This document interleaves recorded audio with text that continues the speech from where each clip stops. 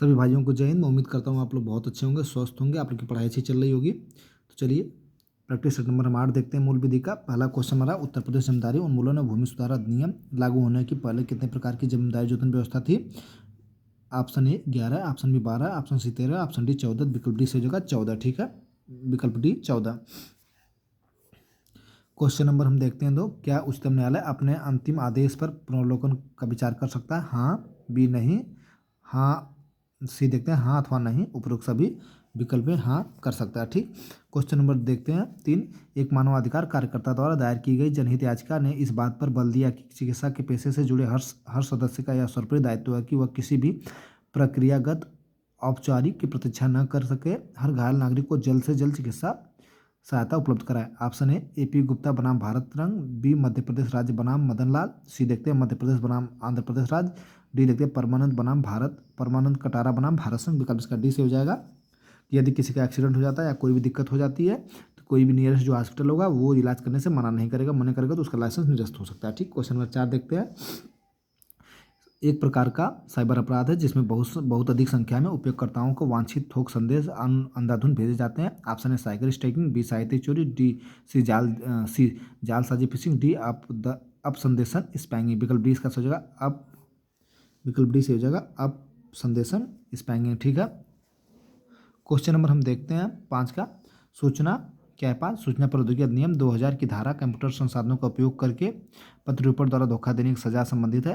धारा 66 की डी में, बी धारा 66 की बी में, सी धारा 66 की एफ में, डी धारा 66 की सी में। विकल्प इसका ए से हो जाएगा धारा 66 के डी में। क्वेश्चन नंबर 6 देखते हैं, किसी अनुज्ञप्ति के, इसमें क्या है, इसमें धारा 66 का जो डी है इसमें कम से कम 3 वर्ष की सजा होगी या 1 लाख जुर्माना होगा। ठीक, क्वेश्चन नंबर 6 देखते हैं, किसी अनुज्ञप्ति के नवीनीकरण की धारा 33 में फीस संदाय होगी 500 रुपये, 10,000 रुपये, 50,000 रुपये, डी 15,000 रुपये। विकल्प इसका ए से हो जाएगा 5,000 रुपये होगी। ठीक है, नवीनीकरण धारा 3 में फीस का जो संदाय होगी वो 5,000 रुपये तक होगी। ठीक, क्वेश्चन नंबर हम 7 देखते हैं, सूचना प्रौद्योगिकी अधिनियम 2000 किसी व्यक्ति द्वारा भारत के बाहर किए गए किसी अपराध या उसके उल्लंघन में लागू होगा। उल्लंघन में क्या है, इसके अधीन उल्लंघन में भी लागू होगा। सही है, गलत है, लागू होता है यदि केंद्रीय सरकार ने उस देश के साथ संविदा की हो, डी विशेष परिस्थिति में लागू है यदि न्यायालय उचित समझे। विकल्प नंबर क्वेश्चन नंबर 60 का हमारा ये हो जाएगा सही है। ठीक है, सूचना प्रौद्योगिकी अधिनियम 2000 की धारा किसी व्यक्ति द्वारा भारत के बाहर किए गए अपराध या इसके अधीन उल्लंघन भी लागू होगा, ये सही है। ठीक, धारा 1-2 के अनुसार किसी व्यक्ति द्वारा भारत के बाहर किए गए अपराध इसके उल्लंघन में भी लागू होगा। क्वेश्चन नंबर 8 देखते हैं। 8 क्या है, निवारण बंदीकरण का क्या उद्देश्य है? निवारण बंदीकरण क्या उद्देश्य है? दंड देना नहीं, अपराध को रोकना। निवारण बंदीकरण, ठीक, अपराध को रोकना नहीं वरना दंड देना। सी देखते हैं दोषी का पता लगाना न कि निरोध करना। डी देखते हैं निरोध करना या निरोध करना नहीं दंड देना। ठीक है, विकल्प हमारा ए सही हो जाएगा, दंड देना नहीं, अपराध को रोकना। ठीक है, क्वेश्चन नंबर 9 देखते हैं, राष्ट्रीय सुरक्षा अधिनियम 1980 की धारा 2 के डी में उपबंधित व्यक्ति शब्द के अंतर्गत आते हैं केवल भारतीय, बी केवल विदेशी, सी भारतीयों के साथ विदेशी भी, डी कोई नहीं। 9 का विकल्प हमारा सी हो जाएगा, केवल भारतीय के साथ विदेशी भी आते हैं 1980 की धारा 2 के डी में। ठीक, क्वेश्चन नंबर हम देखते हैं ये 10, भ्रष्टाचार निवारण अधिनियम की कौन सी धारा न्यायालय द्वारा पुनरीक्षित की शक्तियों का प्रयोग के लिए अभिलेख मांगने से संबंधित है? ऑप्शन ए देखते हैं 22, ऑप्शन बी देखते हैं 22 की बी, ऑप्शन बी देखते हैं 22 की सी देखते हैं 22 का डी देखते हैं 22 की ई। तो विकल्प 10 का हमारा विकल्प सी से हो जाएगा 22 की डी धारा। ठीक है, 11 क्वेश्चन में देखते हैं, विशेष न्यायाधीशों की नियुक्ति का प्रावधान निम्नलिखित में से किस धारा में उपयुक्त है? ऑप्शन धारा 3 में क्या है, न्यायाधीशों की नियुक्ति धारा बी में, धारा 5 में, सी देखते हैं धारा 9 में, डी देखते हैं धारा 4 में। 11 का विकल्प हमारा ए सही हो जाएगा धारा 3 में। ठीक है, क्या भ्रष्टाचार निवारण अधिनियम 1988 धारा 3 में विशेष न्यायाधीशों की नियुक्ति का प्रावधान किया गया। ठीक, क्वेश्चन नंबर 12 देखते हैं, किन्हें अग्रिम कर के भुगतान से छूट है? लिमिटेड कंपनियों को, बी आवासीय वरिष्ठ नागरिकों को, सी फ्रीलांसर को, डी वेतनभोगी लोग जिनके पास कारोबार या पेशे के लाभ या अभिलाभ की मद में कर देने योग्य आय नहीं है। 12 का विकल्प हमारा डी से हो जाएगा वेतनभोगी लोग।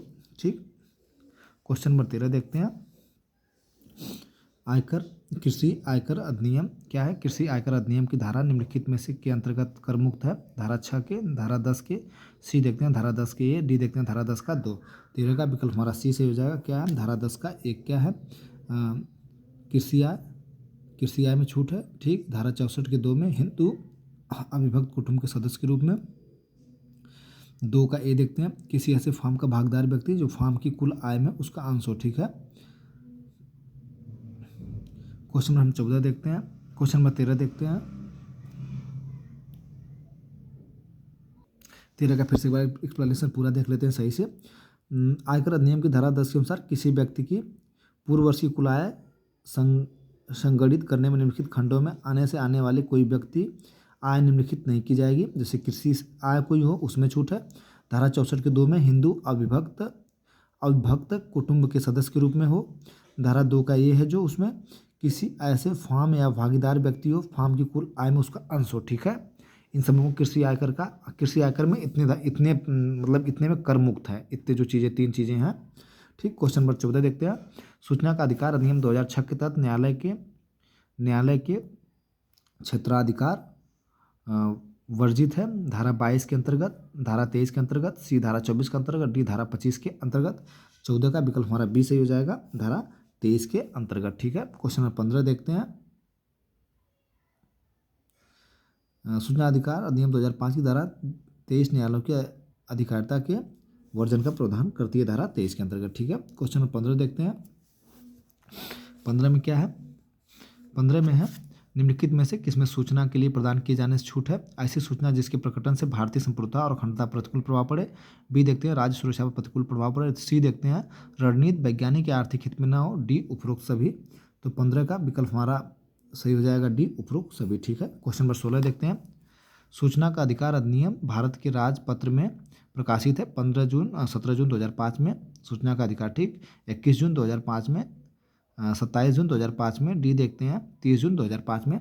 विकल्प हमारा 16 का बी सही हो जाएगा, 21 जून 2005 में। ठीक है। सूचना का अधिकार अधिनियम 21 जून 2005 को प्रकाशित हुआ था भारत के राजपत्र में। क्वेश्चन नंबर हम 17 देखते हैं।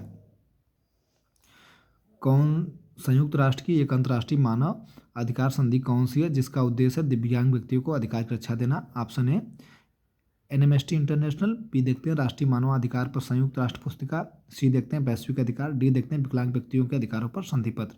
विकल्प इसका डी से हो जाएगा, विकलांग व्यक्तियों के अधिकार पर संधि पत्र। ठीक। क्वेश्चन नंबर 18 देखते हैं। राष्ट्रीय मानवाधिकार आयोग की विनिमय बनने की शक्ति किस धारा में विहित है? धारा 40 में, बी देखते हैं धारा 40 के ए में, सी देखते हैं धारा 40 के बी में, डी देखते हैं धारा 40 के धारा 41 में। ठीक है। 18 का विकल्प हमारा सी से हो जाएगा, धारा 40 के बी में। ठीक है। राष्ट्रीय मानवाधिकार आयोग की विनिमय बनाने की शक्ति धारा 40 के बी में नहीं थे। क्वेश्चन 19 देखते हैं। राष्ट्रीय मानवाधिकार आयोग की जांच से संबंधित शक्तियाँ क्या क्या है? अभी पीछे भी पूछा था प्रैक्टिस नंबर 7 में। साक्षियों को सम्मन हाजिर करना, शपथ करना। ठीक है। दस्तावेज प्रक्रियाकरण प्रस्तुत करना, साक्ष्य ग्रहण करना। ठीक है। सी देखते हैं साथियों को दस्तावेज परीक्षा हेतु कमीशन निकालना। ठीक। डी आरोपियों को दंडित करना। तो इसका विकल्प हमारा डी से हो जाएगा, यही नहीं है, आरोपियों को दंडित कराना। ठीक। क्वेश्चन नंबर 20 देखते हैं। मानव अधिकार संरक्षण अधिनियम की धारा के किस धारा में मानव अधिकार शब्द प्रवासित किया गया है? धारा 2 के ए में, बी देखते हैं धारा 2 के बी में, सी देखते हैं धारा 2 के डी में, डी देखते हैं धारा 2 के ई में। 20 का विकल्प हमारा सी सही हो जाएगा, धारा 2 के डी में। ठीक। प्रवासित किया है धारा। क्वेश्चन 21 देखते हैं। खालिस्तान के फलस्वरूप वन्य जीव संरक्षण संशोधन विधेयक 2023 बनाया गया था। ऑप्शन ए पेरिस समझौता, option B UNCPR, option C UNFCC, D देखते हैं CITES। ठीक है। विकल्प हमारा 21 का डी से हो जाएगा, क्या हो जाएगा? CITES वाशिंगटन कनेक्शन के फलस्वरूप वन्यजीव संरक्षण संशोधन विधेयक 2023 बनाया गया था। लुप्तप्राय पौधे और जानवरों की रक्षा के लिए एक बहुपक्षीय संधि थी। ठीक है। 21 का विकल्प डी से हो गया। 22 देखते हैं। राज्य सरकार किसकी सिफारिश पर किसी क्षेत्र के व्याघ्र आरक्षित के रूप में अधिसूचना करेगा? ऑप्शन है संचालक समिति, व्याघ्र संरक्षण समिति, सी सलाहकार समिति, डी सामुदायिक आरक्षित प्रबंधन समिति। 22 का विकल्प हमारा बी से हो जाएगा, व्याघ्र संरक्षण प्राधिकरण। ठीक है। क्वेश्चन नंबर 23 देखते हैं। भूमि के अंतर्गत नहीं आते, नहरें नहीं आती हैं। बी सकरी सड़कें नहीं आती, सी चट्टानें नहीं आती, डी पहाड़ नहीं आता। 23 का विकल्प हमारा सी से हो जाएगा, पहाड़ नहीं आता। ठीक है। वन्य जीव संरक्षण नियम 1972 की धारा 2 के 17 के अनुसार भूमि के अंतर्गत नहरें आएंगी, संकरी खिड़कियाँ आएंगी, सकरी खाड़ियाँ आएंगी, जल श्रेणियाँ आएंगी, जलाशय आएंगा, नदी आएंगी, सरिता आएंगी, झीलें आएंगी, चाहे वह कृत्रिम या प्राकृतिक दलदल आदि भूमि तथा इसके अंतर्गत बोल्डर और चट्टान भी है। ठीक, लेकिन पहाड़ नहीं है। क्वेश्चन नंबर 24 देखते हैं। लूट अपराध कारित करने के लिए न्यूनतम व्यक्तियों की आवश्यकता है 2, 3, 4, 1। विकल्प हमारा 24 का डी से हो जाएगा 1। लूट का अपराध कारित करने के लिए न्यूनतम व्यक्तियों की आवश्यकता 1। ठीक है। धारा 309 क्या दिया है 24 का, धारा 309 में प्रवासित लूट का अपराध कारित करने के लिए न्यूनतम एक व्यक्ति की आवश्यकता होती है। ठीक है। क्वेश्चन 25 देखते हैं। पर्यावरण प्रदूषण से क्या अभिप्राय है? ऐसा ठोस पदार्थ जो ऐसी सांद्रता में विद्यमान हो जो पर्यावरण के लिए क्षतिकार हो सकता है या जिसका क्षतिकार होना संभाव्य हो। बी देखते हैं। ऐसा द्रव या ऐसी सांद्रता में विद्यमान हो जो पर्यावरण के लिए क्षतिकार हो सकता है या क्षतिकर होना संभाव्य है। सी देखते हैं। ऐसी गैसीय पदार्थ जो ऐसी सांद्रता में विद्यमान हो जो पर्यावरण के लिए क्षतिकार हो सकता है या जिसका क्षतिकार होना संभाव्य। डी उपरोक्त पर्यावरण प्रदूषक है। क्वेश्चन नंबर 25 का विकल्प डी हो जाएगा सब उपरोक्त पर्यावरण प्रदूषक। ठीक। 26 देखते हैं। ठहराव रेखा सड़क पर किस रंग में लगाई जाती है? सफ़ेद, पीली। सी देखते हैं सफ़ेद और पीली दोनों। डी देखते हैं लाल। तो विकल्प 26 का हमारा विकल्प सी से हो जाएगा सफ़ेद व पीली दोनों। ठीक। क्वेश्चन 27 देखते हैं। मोटर का ड्राइवर मोटरसाइकिल पर अपने अतिरिक्त एक से अधिक व्यक्ति को नहीं ले जाएगा। यह प्रावधान अधिनियम की किस धारा में वर्णित है? धारा 125 में, बी धारा 128 में, सी धारा 135 में, डी धारा 138 में। 27 का विकल्प हमारा बी से हो जाएगा धारा 128 में। ठीक है। मोटर वाहन अधिनियम 1988 की धारा 128 के अनुसार मोटरसाइकिल एक ड्राइवर मोटरसाइकिल पर अपने अतिरिक्त एक से अधिक व्यक्ति नहीं ले जाएगा। ठीक। क्वेश्चन नंबर 28 देखते हैं। धारा 2 के अंतर्गत शिक्षा संस्था बस में कौन को सम्मिलित है? जो विद्यार्थियों को लाती हो, जो कर्मचारियों को परिवहन करती हो, जिस बस पर शैक्षिक संस्था का स्वामित्व होता है, उपरोक्त सभी। 28 का विकल्प डी हो जाएगा क्या? उपरोक्त सभी। ठीक। क्वेश्चन 29 हम देखते हैं। अनुसूचित जाति अनुसूचित जनजाति अधिनियम 1989 में अत्याचार के अपराध के लिए दंड का प्रावधान है। ऑप्शन ए धारा 2 में, ऑप्शन बी धारा 3 में, ऑप्शन सी धारा 4 में, ऑप्शन डी धारा 5 में। तो 29 का विकल्प हमारा बी से हो जाएगा धारा 3 में। ठीक है। क्वेश्चन नंबर हम 30 देखते हैं।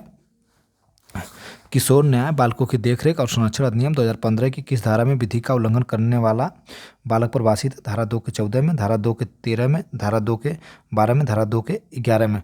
30 का विकल्प हमारा बी से हो जाएगा धारा 2 के 13 में। ठीक। क्वेश्चन नंबर 31 देखते हैं। संतान शब्द में कितने वर्ष की आयु के नीचे का व्यक्ति अभिप्रेत है? ऑप्शन ए 15 वर्ष में, ऑप्शन बी 16 वर्ष का, ऑप्शन सी 17 वर्ष का, ऑप्शन डी 18 वर्ष का। 31 का हमारा सही हो जाएगा। संतान शब्द में कितने वर्ष से आयु के नीचे का व्यक्ति अभिप्रेत है? 31 का विकल्प हमारा डी से हो जाएगा 18 वर्ष का, 18 वर्ष नीचे का। ठीक है।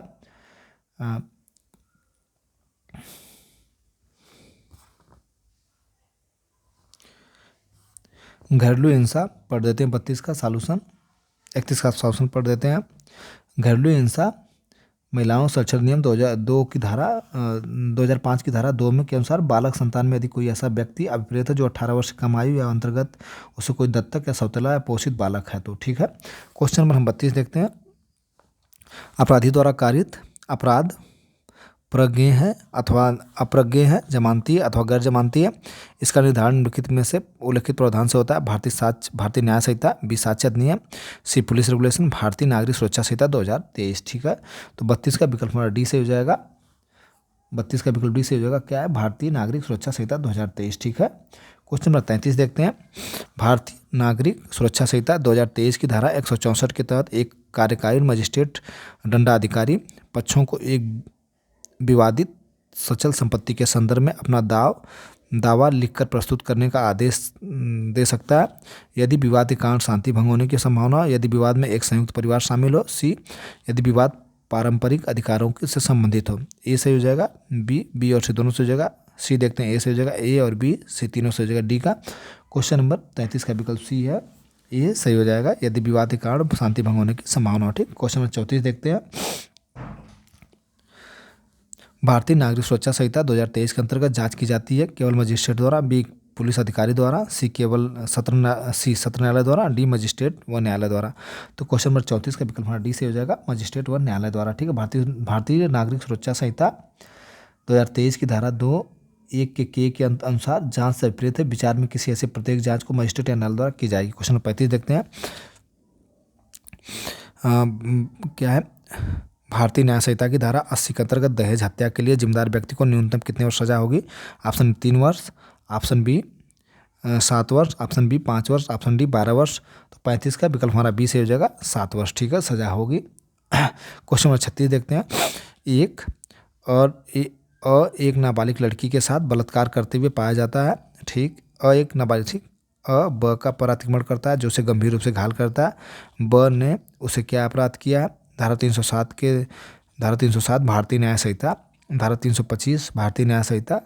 सी देखते हैं, धारा 38 भारतीय न्याय संहिता के अनुसार कोई अपराध नहीं किया। डी इनमें से कोई नहीं। तो 36 का विकल्प सी सही होगा। धारा 38 भारतीय न्याय संहिता के अनुसार कोई अपराध नहीं किया है। ठीक है,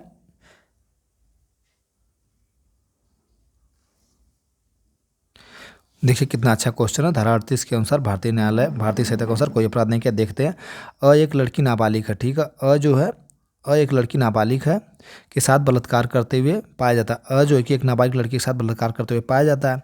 अब एक उसमें ब है। ठीक है, ब क्या अपर आक्रमण करके उसे गंभीर रूप से घायल कर देता है। ठीक, ब ने क्या अपराध किया? तो ब ने अपराध नहीं किया। धारा 38 भारतीय न्याय संहिता के अनुसार कोई अपराध नहीं किया। ठीक है, क्योंकि प्राइवेट प्रतिरक्षा का अधिकार है। देखिए भारतीय न्याय संहिता 2023 की धारा 35/38 के अनुसार ब को नाबालिग लड़की के शरीर की प्राइवेट प्रतिरक्षा का अधिकार आता है। ब ने कोई अपराध नहीं किया। क्वेश्चन नंबर 37 देखते हैं। उत्तर गलत बताइए। समान रूप से एक व्यक्ति किसी अपराध के मुख्य रूप से भागीदार हो सकता है जब वह स्वयं अपराध करता है। बी